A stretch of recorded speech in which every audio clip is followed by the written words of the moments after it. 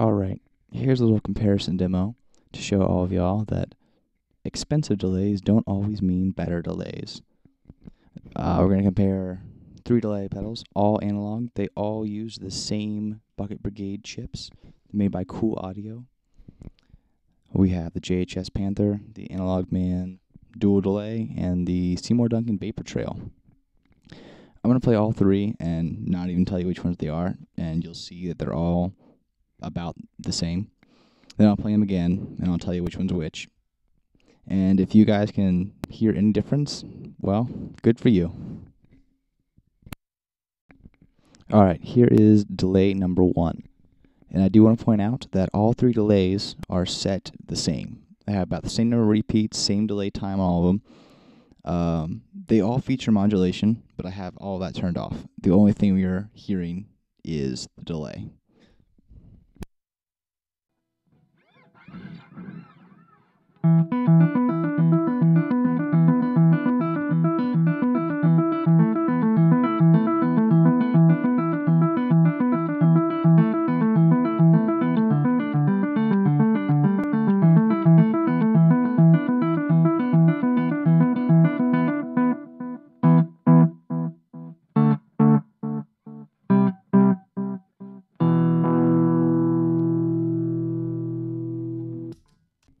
Alright, here is delay number 2.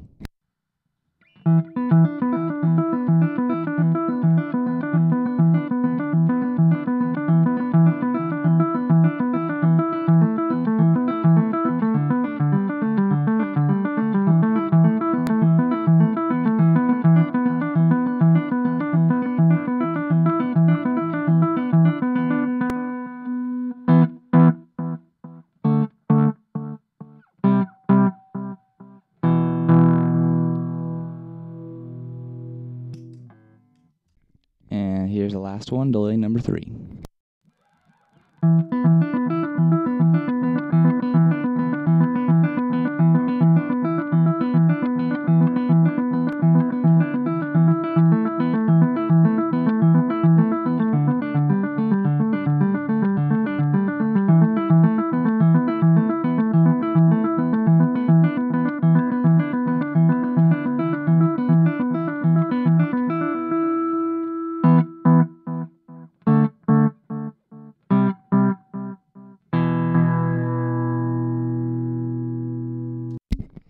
Alright, now I'll tell you which ones they were. Delay number 1 was the ARDX20 dual delay. Delay number 2 was the JHS Panther, and delay number 3 was the Seymour Duncan Vapor Trail. I thought they all sounded just about identical. There might be slight differences on the darkness in the repeats, but it's pretty unnoticeable. If you really want to spend $500 in delay, by all means, the Panther is a great delay. The ARDX20 delay, if you get it with the controller, which I would, it's about $415. However, the Vapor Trail, which has really great features, some of the best, I think. It's got an effects loop, it's got modulation, it's got the input and output jacks are on the top, so you can fit it on your board a little better, and you can run it at 18 volts. Helps the clarity, a little more headroom. I will say the Panther is my least favorite out of all of these because it is really big and it's just a lot of money for one delay.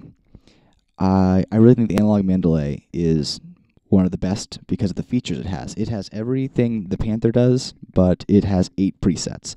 If you get the ARDX20 dual delay, I believe it's $275, and if you get the Amazing controller with it, it's $150. It's a little cheaper than the Panther, but you'll get 8 presets, the tap division, tap tempo, modulation, effects loop, just about everything the Panther has. The only thing the Panther has differently is it's using 4 delay chips instead of 2, which the ARDX20 and the Vapor Trail use. So you get a little over a second delay time with the Panther, and the other 2 I think are about 640 to 700. Which that's fine for me personally. I don't ever use more than about 5. If you got to have that full second, 100, well, I'm sorry, it's 1,000 milliseconds, so then I guess you're going to have to go with the Panther.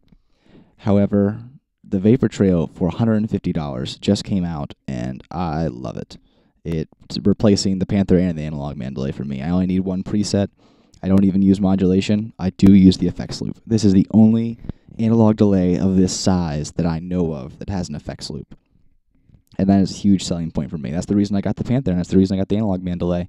I wanted a real analog delay with an effects loop. I haven't really had a lot of luck with the Memory Man series. I know they do effects loops too. If I could get my hands on one of those 1100 TTs, I would, but they're getting very hard to get. But for all you people out there who just want a cheap delay that sounds great, the Vapor Trail by Seymour Duncan is by far one of the best analog delays. And like I said earlier, it uses the exact same chips as both the Analog Man and the Panther. They sound so similar. It's, there's no comparison. They're identical. So, by all means, save some money, get the Vapor Trail.